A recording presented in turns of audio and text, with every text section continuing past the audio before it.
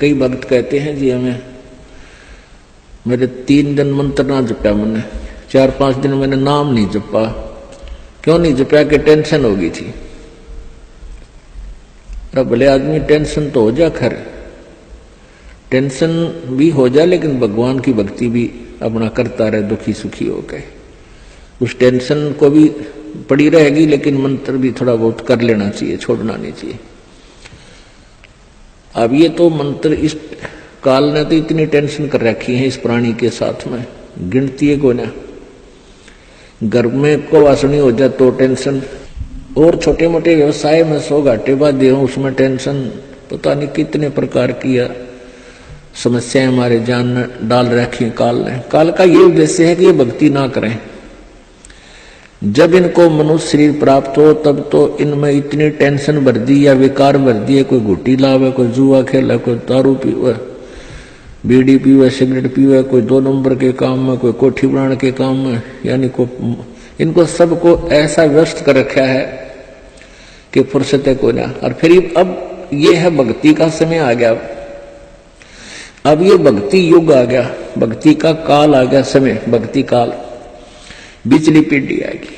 और इसमें काल ने कति पूरा अंगा ला दिया। ऐसे ये टेक्निकल जो ना ऐसे बना दिए इलेक्ट्रॉनिक इंस्ट्रूमेंट, जैसे mobile phone, TV, satellite, internet, कि ये जीव जब भी आंख खुले रात में या तो मोबाइल में बकवास देख ले, या सामने टीवी रिमोट से ऑन, उठ कर भी ना जाना, रजाई में पड़ा पड़ा ऑन कर ले, उसमें नाचने गाने बकवास सुन ले। यानी भक्ति से कोसों दूर रहे ये प्राणी।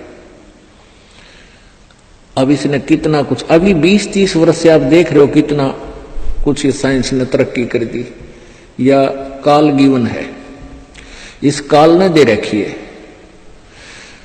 और परमात्मा ने भी ये समय इसलिए चुना था कि अब ये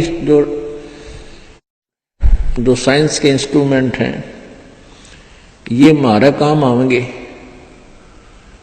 एक जगह बैठे और लाखों करोड़ों जगह टीवी में परमात्मा की महिमा को घर बैठे सुन सका करोगे। हम इनमें बकवास क्यों देखेंगे? हम भगवान देखेंगे, परमात्मा की चर्चा सुना करेंगे, तो हम इसका सदुपयोग करेंगे। तो पुण्यात्माओं, ये परमेश्वर कहते हैं जिन हर जैसा सुमरिया अर्ता को तैसा लाभ, ओसा प्यास न भाग ही जब लग दसैनी आब। जिन्होंने जैसी भी भगवान की भक्ति की है उनको उतना ही लाभ अवश्य मिलेगा। और ओस पीने से प्यास नहीं बुझती, ओस चाटने से प्यास नहीं बुझती। प्यास बुझेगी गट गट गिलास पीने पानी के गिलास पिया जब प्यास बुझेगी। तो हम पहले क्या करते थे, दान धर्म कितना करते थे, 2 रुपये चढ़ा दिए को 5 मुश्किल थे, 10 चढ़ा दिए तो बड़े खुश होया करते थे। या 100 रुपये का प्रसाद बांट दिया हनुमान जी के मंगलवार ने, तो ये हमारी पूजाएं थी। तो ये तो हम ओस चाट रहे थे। और अब आप देख रहे हो पाठ के पाठ करवाए जा रहे हैं, भगवान के हवन के लिए जोत के पैसे, जो जोत का घी दान किया जा रहा है, ये गिलास के गिलास पिए जा रहे हैं और इनसे प्यास बुझेगी। कोई पाठ करवा रहा है, कोई वैसे गुप्त दान, खूब वैसे दान दे रहे हैं, तो ये गिलास के गिलास पानी के पिए जा रहे हैं, इनसे प्यास बुझेगी, इनसे आपको पूर्ण लाभ होगा। और सतभक्ति मंत्र करेंगे, आजीवन मर्यादा बढ़ेगी। अब ये टेंशन तो काल ने या पैदा कर रखी है कि भक्ति ना कर सके, लेकिन इन टेंशनों में ही आपने भक्ति करनी पड़ेगी। चाहे रो के करो, चाहे खुश होकर कर लो, दुखी होकर कर लो।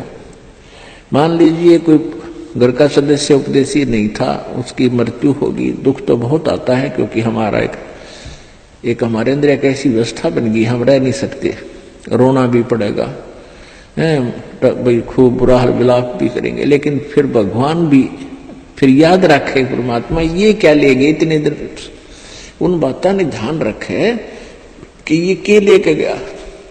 अगर हम ये भक्ति कर रहा होता परमात्मा इसको जीवन दान भी देता है, इसकी आयु भी बढ़ा देता है यदि सत भक्ति करता है। और ये लेके क्या गया, सारा जीवन बर्बाद कर गया। तो इस प्रकार इन सब विचारों को ध्यान में रख के, सब बातों को विचार करके और भजन जरूर करें। चाहे याद तो बहुत आते हैं, मृत्यु को प्राप्त हो जाते हैं जो साथी परिवारजन, लेकिन भगवान भी रो रो के मालिक ने भी याद रखे, मतलब भूला नहीं भगवान को। और भी कई प्रकार की टेंशन हो जाती है, किसी प्रकार की कई चिंताएं होती हैं, लेकिन चिंताएं तो हैं, चिंता भी नाम से ही समाप्त होंगी और परमात्मा की भक्ति तक करनी पड़ेगी, इन चिंताओं में करनी पड़ेगी। एक समय एक दरोगा जी जून के महीने में यानी गर्मी के मौसम में घोड़ी पर सवार होकर जा रहा था किसी दूसरे गांव में। रास्ते में किसान ने रहट जोड़ रखा था, रहट, हरहट। वो रहट क्या होता था कि उसमें एक पुली होती थी लोहे की, उस पुली के ऊपर के ऐसे एक चैन डाल दी जाती थी और उसको कोल्लू की तरह, एक कोल्लू आपने देखे हाथ के बैलों वाले कोल्लू, उस तरह कोल्लू की तरह बहल से चलाया जाता था और वो रहट का व्हील घूमता था वह पुड़ी, और उसके ऊपर चैन लगी होती थी। नीचे एक कुआं होता था, वो चैन इतनी लंबी होती थी कि कुएं के जल को छूती थी नीचे तक, और उसका बाल्टियां वेल्ड कर दी जाती थी चैन के ऊपर। और वो बैल से बैलों को घुमा जाता था कोल्लू की तरह, तो वो व्हील घूमता था, वो पुड़ी घूमती थी, वह चैन साथ में घूमती थी और नीचे से पानी आकर के खेतों में डलता था और खाली बाल्टियां वापस चली जाती थी और भरी बाल्टियां चैन के साथ ऊपर आती थी, ऐसे चलती थी। तब वो पानी खेतों में सिंचाई के काम आता था। तो किसान की घोड़ी को प्यास लगी, किसान को भी प्यास लगी। उसने देखा कि सामने रहट चल रहा है और पानी पीवेंगे, घोड़ी को भी पिलाएंगे।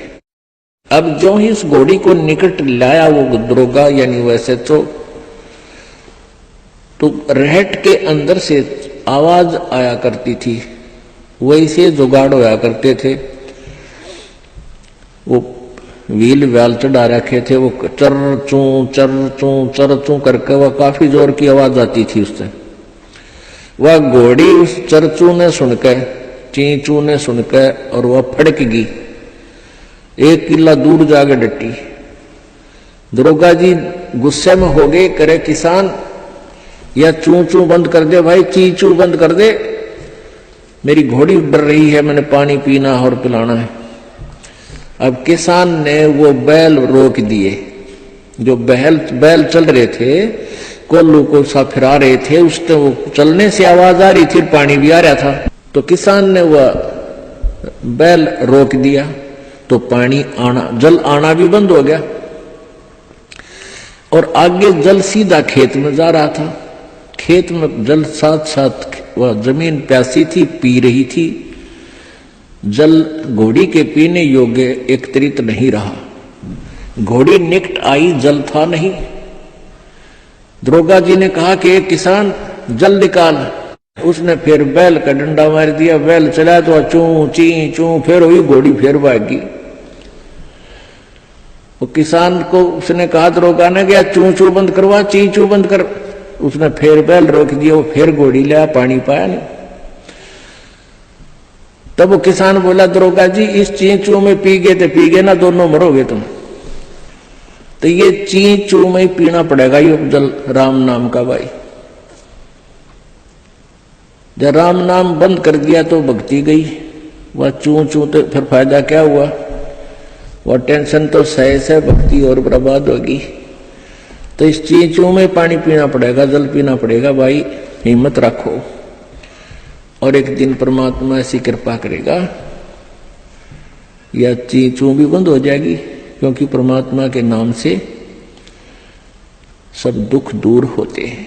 कबीर 5 पहर धन दे गया और 3 पहर रया सोए, एक पैर हरि ना भजा फिर मुक्ति कहां से होए। 8 पहर 24 घंटे को 8 पहर में, पहले 8 पहर होती थी 24 घंटे की। अब परमात्मा कहते हैं तो एक पैर में 8, एक पैर में 3 घंटे हो गए। तो परमात्मा कबीर जी ये बताना चाहते हैं कि 3 पैर तन धंधा करया 15 घंटे, 5 पैर तो 3 पैर तो सो गया, यानी एक दिन रात टोटल पूरा कर दिया। और एक पैर हरि ना बजा, 3 घंटे भी भगवान को नहीं दिए तूने। 5 पैर धन दे गया, 3 पैर रया सोए, एक पैर हरि ना जप्यो, मुक्ति कहां से हुई। यानी टोटल 3 घंटे परमात्मा ने बता दिए कि पूरे 24 घंटे में 3 घंटे आप भगवान के भजन में अवश्य लगाओ। और उनका ये नहीं है कि स्पेशल एक जगह बैठ के लगा लो, बहुत समय होता अपने पास। जैसे आप जी कोई मजदूरी के लिए जाते हो, घर से वहां तक घंटा एक लगे, मालिक का सिमरण करता जा। बस में बैठकर जा रहे हो कहीं काम, बस वहां भक्ति करें।